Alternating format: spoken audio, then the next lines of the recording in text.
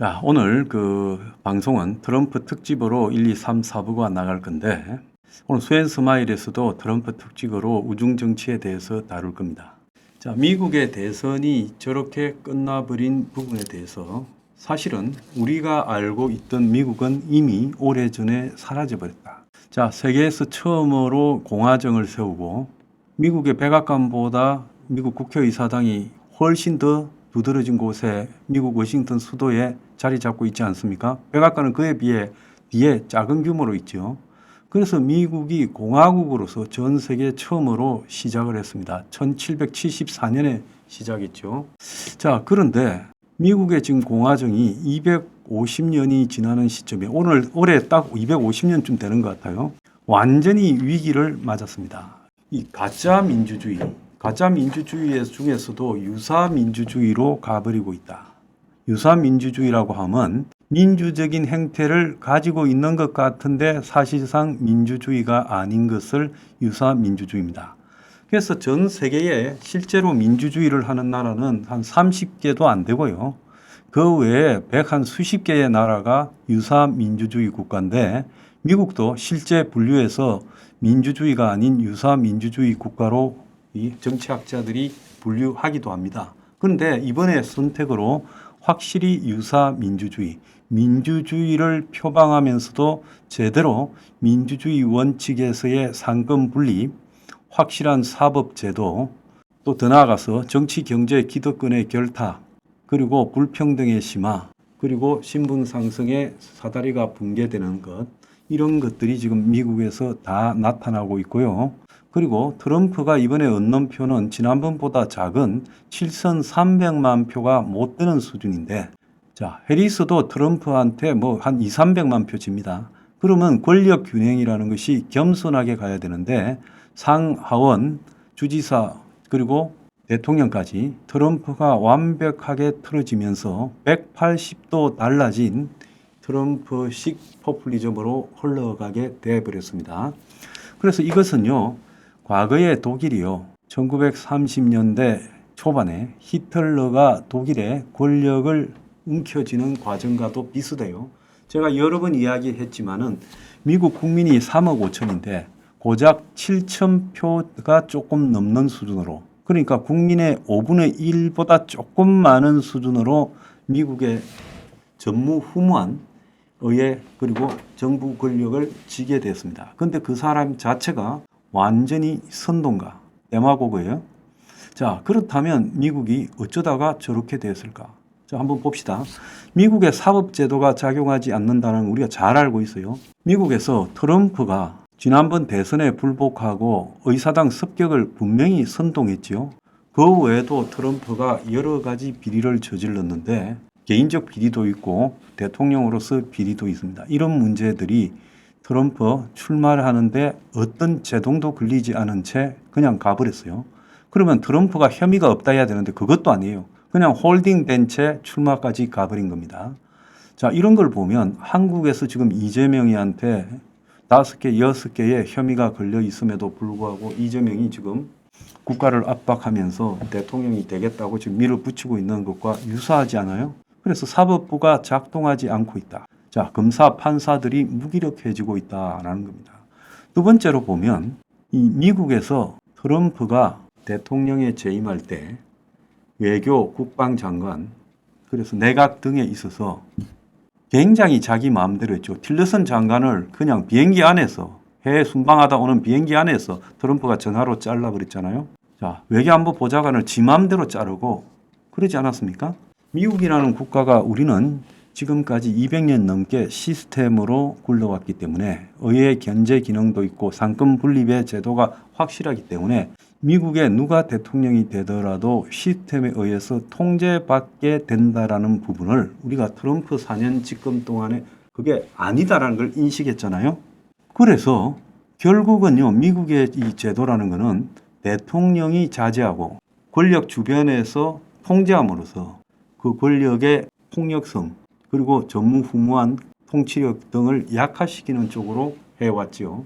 그래서 닉슨이 과거에 도청을 했다라는 사실을 알았는데 그 모른다고 부인해서 그걸로 지금 탄핵 위기에 몰리자 대통령직을 자진 사임하지 않았습니까?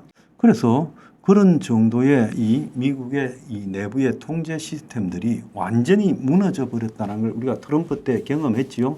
그러면서 북미 대화를 밀어붙였고, 그리고 또 EU 서방 동맹들과 나토 등과의 긴장 관계를 가져갔고, 우방인 한국에 대해서 다양한 형태의 압력을 하고, 그러면서 완전히 우리나라 국민들 자존심을 상하게 했죠.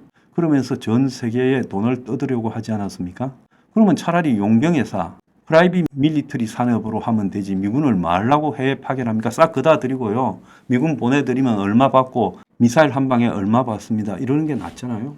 자, 그리고 미국에서 지금 보면 그야말로 해전문 인사 등으로 인해서 완전히 월가와 미국 정부 경제정책과의 이 통제가 제대로 되지 않고, 또 사법부에 있어서도요, 그야말로 대통령 마음대로 이렇게 주무르는 일이 트럼프 때 발생했잖아요. 자, 민주당도 마찬가지입니다. 민주당이요, 바이든이 해리스를 지명할 때 솔직히 말하면 정상적인 절차를 거쳐서 지명한 게 아니라 대충 해버리는 부분에 동의하고 넘어갔죠. 이런 것들이 지금 미국에서 횡해지고 있습니다. 그래서 제가 미국의 민주주의가 점차적으로 몰락해 왔는데, 그거 폐해가요. 지난번에 이라크 전쟁에 개입할 때 아들 부시의 결정 하나로 그냥 필요도 없는 이라크 전쟁을 벌여서 수만 명이 죽고 다치고 엄청난 돈이 들어갔잖아요. 수백조가 들어갔죠. 자, 이런 결정들을 보면서 미국에 과연 미국의 대통령에 대한 통제 장치가 작동하고 있는가? 제가 봤을 때는 작동하고 있지 않다라고 보는 겁니다. 그리고 트럼프가 지금 이 공화당을 장악하는 과정에서도, 자, 수백 년 된 공화당이 순식간에 트럼프한테 장악이 되고 공화당에 내려오는 보수 정당의 가치는 다 사라져 버렸잖아요. 그래서 트럼프는 공화당이 아니라 유럽에 있는 거구 정당, 신나치당 등과 유사한 형태의 자기 정당으로 만드는 거예요. 그러니까 공화당이라는 틀을 싹 쫓아내버리고 자기가 차지한 거죠. 자, 민주주의는 그렇다 치고 이제 자본주의 한번 봅시다. 미국의 자본주의가 진짜 자본주의입니까? 어느 나라에 재벌이 선거판에 유세장에 같이 올라서고 100만 불씩 하루에 복권을 갖다가 지 돈 준다고 하고 2천억 이상, 공식적으로 2천억이고요. 실제로는 그것보다 훨씬 많은 돈을 태웠다. 머스크가요, 수천억을 태웠다고 지금 이야기가 되고 있어요. 그러니까 트럼프가 선거 투표 이후에 말하라고 저택에 가 있을 때 소수만 데리고 있었는데, 그 자리에 보면 머스크라든지 미국의 재벌들 다수가 앉아 있었잖아요. 베조스도 그 있었던 걸로 보여요. 자, 이게 정상적인 나라입니까? 자, 베조스는요, 어떻게 했습니까? 지금 워싱턴 포스트 오너로서 압력을 했지요. 그래서 워싱턴 포스트가 자기 입장을 결정해서 발표하던 전통을 베조스가 트럼프한테 베팅을 해서 못하게 했다는 거예요. 머스크는 푸틴하고 트럼프 사이에 전력 역할을 수행하면서 아마 우크라이나 전에도 깊숙하게 관련된 걸로 보이고, 이제 머스크의 전기차만 빼놓고 나머지 미국으로 수출하던 전기차, 한국에는 현대 기아의 전기차가 팔아먹기 어렵게 될 것이다. 중국 전기차도 마찬가지, 이런 이야기가 지금 바닥에 나오고 있습니다. 그래서 미국의 항공우주 산업을 머스크가 사실상 접수했다. 그래서 머스크가 규제 완화 기관인 정책효율화위원회 위원장으로 들어가서 자기 마음대로 주무르겠다. 그래서 내각의 장관급에 등장한다. 이런 이야기도 있어요. 자, 그래서 미국의 가덕이나 심각했던 이 정경유착이 이제 완전히 노골화되고 있습니다. 미국의 빅테크 대기업의 독점에 대해서 그래도 바이든이는 그걸 갖다가 규제하기 위해서 흉내라도 냈지요. 그것도 진심이 아니었다 봅니다. 그런데 이제 트럼프 시대 때는 노골적으로 독점 재벌과 정권과의 유착이 이렇게 그냥 공개적으로 행해지는 형태가 되어버렸다. 이거는요, 정실 자본주의죠. 정치와 경제 권력이 서로 밀착되어서 그야말로 경제 권력이 정치 권력을 주무르고 서로 간에 이해를 주고받는 것. 또 다른 말로는 슈퍼 캐피탈리즘이라고 이렇게 이야기를 할 수 있습니다. 자, 미국의 자본주의는요, 자본주의에서 이미 많이 벗어나 버렸어요. 기득권을 위해서 모든 혜택이 주어집니다. 트럼프가 법인세를 15%까지 내리고요, 중산층 이상의 소득세도 줄여주겠다고 하잖아요. 자, 그래서 미국의 상류층은 규제를 완화하고 세금이 줄어들면서 돈을 더 벌고 독점은 점점 더 커져가고 정부 보조금은 더 커지고 그리고 중하류층은 다수가요. 그야말로 경제적 고난으로 신음하게 되는 이 사회적 불평등이 트럼프 때 더 심화될 겁니다. 트럼프가요. 서민 포퓰리즘을 표방하고 집권했지만 트럼프 임기 4년 동안에 트럼프는 이 기득권 자본과 결탁해서 그야말로 미국 사회에 가뜩이나 문제가 되던 정경유착을 더 심화시켰죠. 그래서 지금 당장 선거운동 과정에서 머스크가 한 행동에 대해서 불법이라고 기소하는 부분도 있었지만 재판이 허지부지 되어버리면서 선거기간 내에 머스크가 또 비행기에 돈을 싸들고 매일 복권 뿌리고 펜실바니아주 곳곳에 현금을 뿌리고 다닌 일들이 그게 멀쩡하게 관철이 되었지 않습니까?